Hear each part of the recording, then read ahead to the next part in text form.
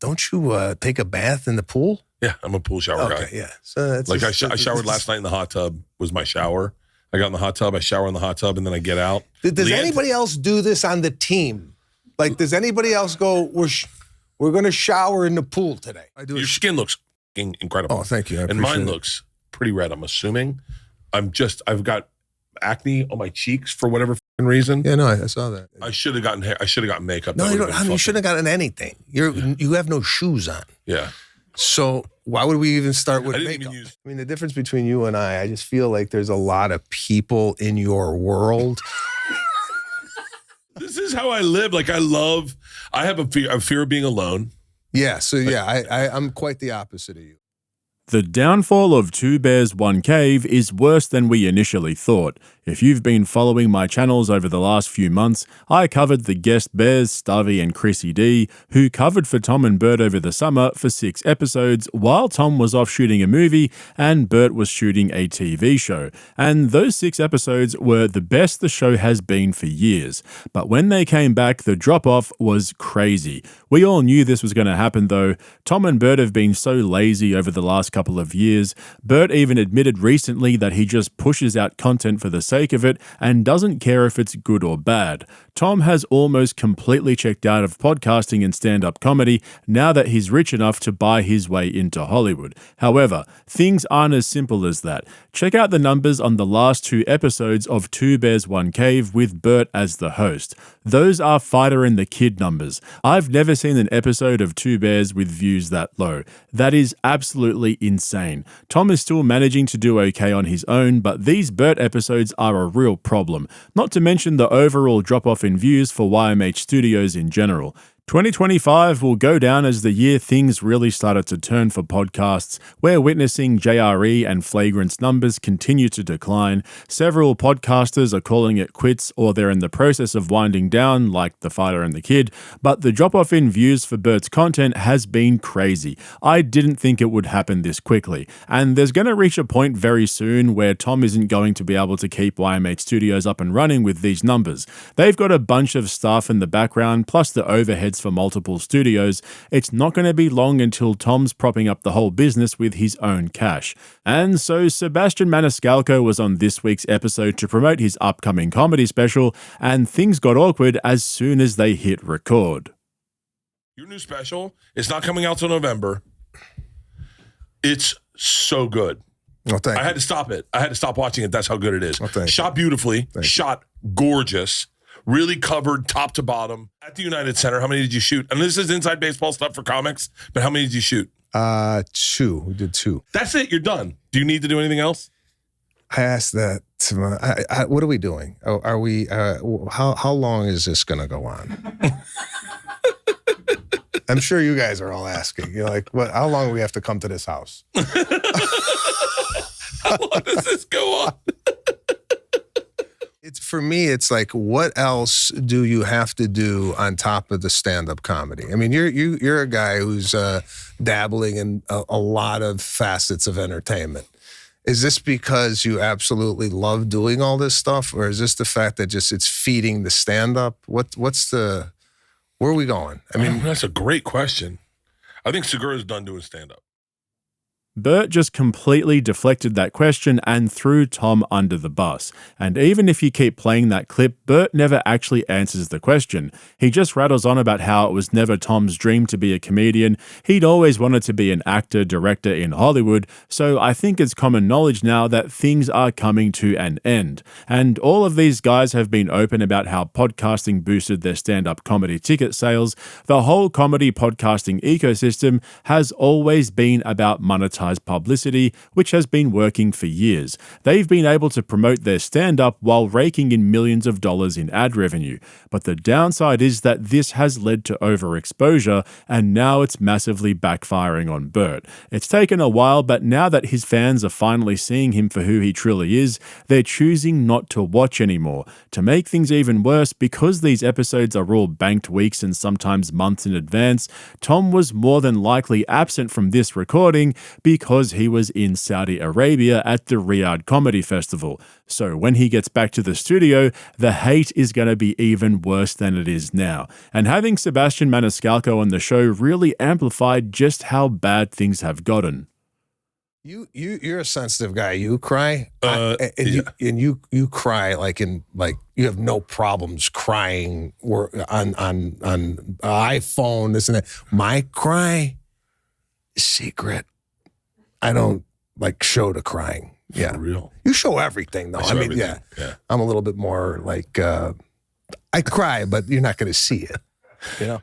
I've often seen your show and go, this guy does it barefoot, and that's unique. How do you wrap your head around going from the guy that sells the most at Madison Square Garden ever to the person that sells out the most in every single borough ever? Do you sit in the green room and just, is there a part of a 13-year-old Sebastian that's like, holy fucking shit, or is it just like, Yeah, it's a second. But listen, this was never in the cards for me to do this anyway. As far as, I didn't have on my vision board, sell out, It's not what I had in mind. So yes, when it does happen, it's nice. But it's not like, I'm not like an overly excitable guy.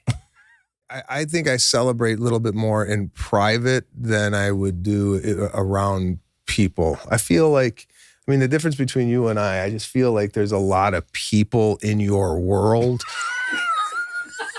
Right? Like when I walked in here, I was like, should I have another home to house my business?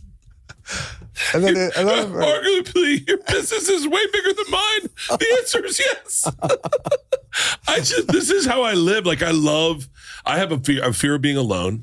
Yeah, so I'm quite the opposite of you. We're two different guys in the sense that you really love a lot of energy around you, which is great.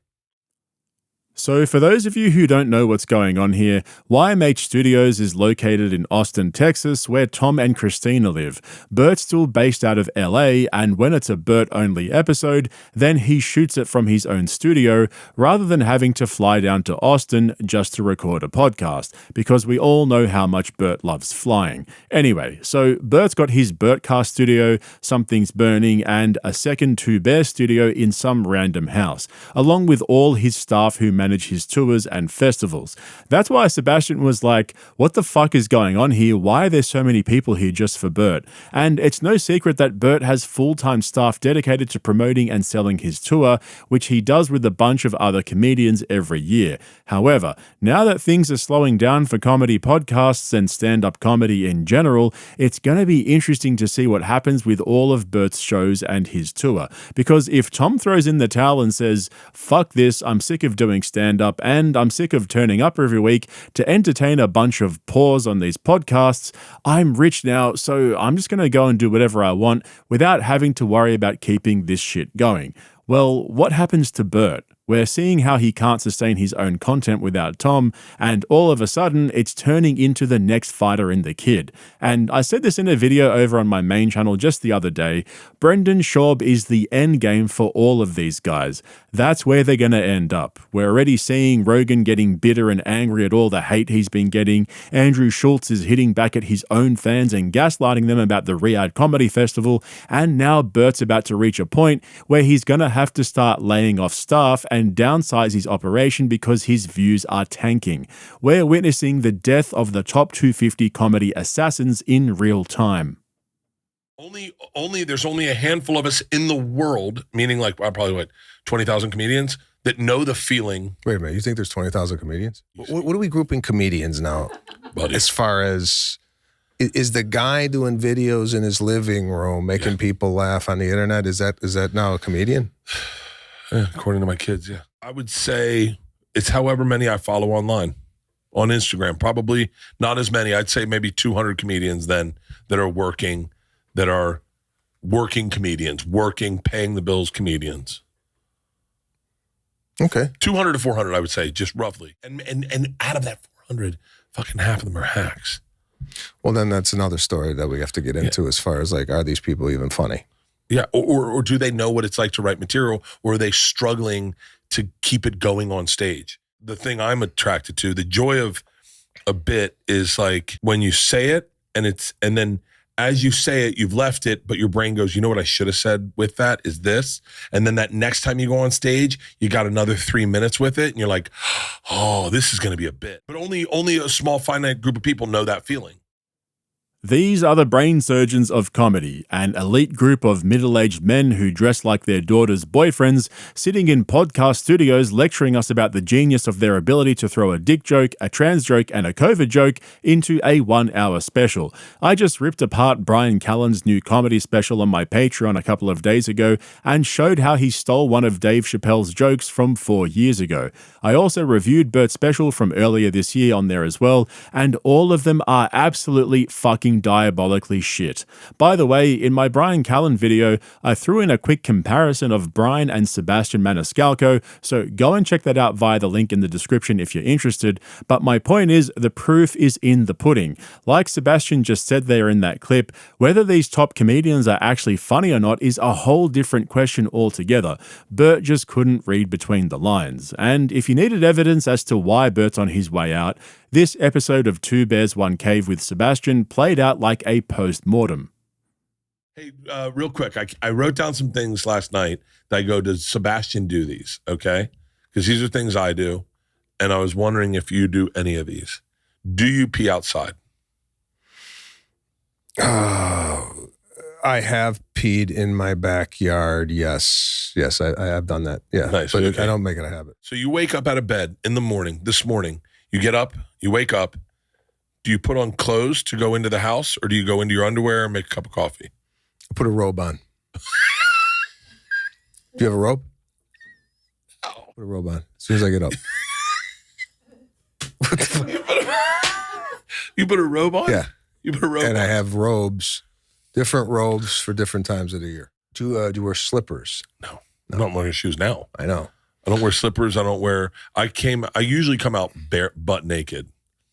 Yeah, see, you're one of these guys that's really like comfortable in the nude. Yeah. I ain't like that. Really? No. I know some kids some parents shower with their kids. There's an age where you got to stop Which that. I never did that. Oh, for real? Never. Oh, I did it up until like they were 18. Have you ever pissed in a bottle in a bed? No. Never pissed in a bottle in a bed? No. And then put it in the side of the bed and wait till you wake up? My grandfather used to do that. Yeah? Yeah. Because he was 80.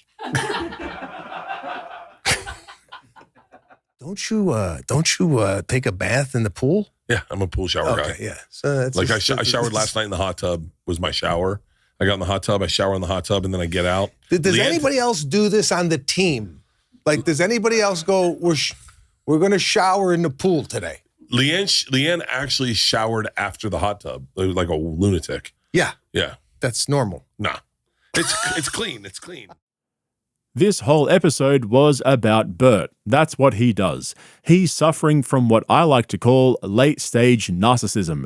Think of it like when you're in a nightclub and you've been dancing with some chick all night, then the lights turn on and you realize the mistake you've made. Bert's living in that moment just before the lights turn on. The delusion is the strongest. He still thinks that doing all this shit is cool and likes to flex about it in every episode.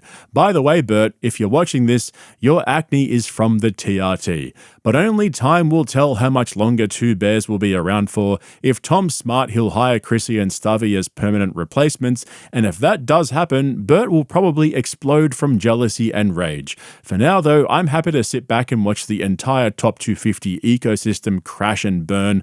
The cope is getting worse and worse by the week, the infighting, the name-calling and bitching is flaring up, and they're all starting to show their true colors. So make sure you subscribe to all my channels if you want to keep up with the comedy civil war, and make sure you check out my Patreon for all my uncensored longer form videos. Thanks for watching, guys. I'll catch you in the next one.